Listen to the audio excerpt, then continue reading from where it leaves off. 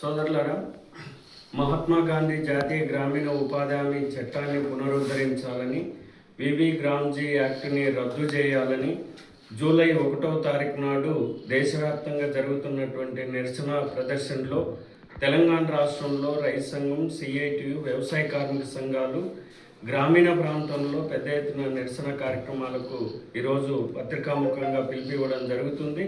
దీంట్లో తెలంగాణలో ఉన్నటువంటి ప్రజానికం, వ్యవసాయ కార్మికులు, ఉపాధి కార్మికులు, వలస కార్మికులు, రైతులు, కార్మిక వర్గం మొత్తం కూడా భాగస్వామ్యం అయ్యి జయప్రదం చేయాలని సందర్భంగా పిలిపిస్తుంది.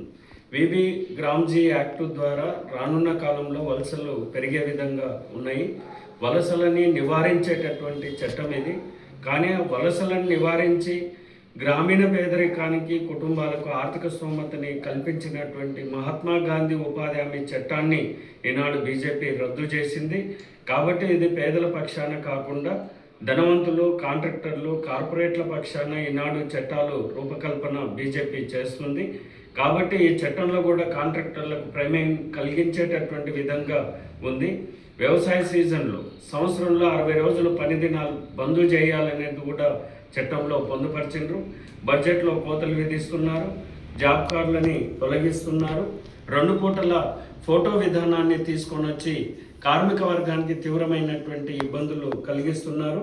ఈ చర్యలన్నీ చూసినప్పుడు ఉపాధి హామీ చట్టాన్ని బలహీనపరిచి పేదలంతా కూడా ఆ చట్టానికి దూరం చేసి రాజ్యాంగం కల్పించినటువంటి పని హక్కుకు దూరం చేసేటటువంటి పద్ధతులలో విబి గ్రామ్జీ యాక్ట్ ఉంది. అది బీజేపీ తెచ్చింది.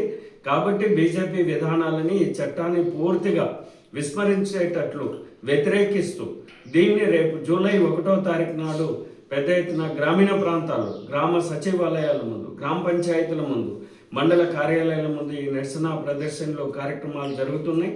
దీనికి ఇప్పటికైనా బీజేపీ ప్రభుత్వం తలొగ్గి వెంటనే మహాత్మా గాంధీ జాతీయ గ్రామీణ ఉపాధి హామీ చట్టాన్ని పునరుద్ధరించాలని డిమాండ్ చేస్తూ ఈ కార్యక్రమానికి మేము పిలిపివ్వడం జరిగింది. దీన్ని జయప్రదం చేయాలని కోరుతాము.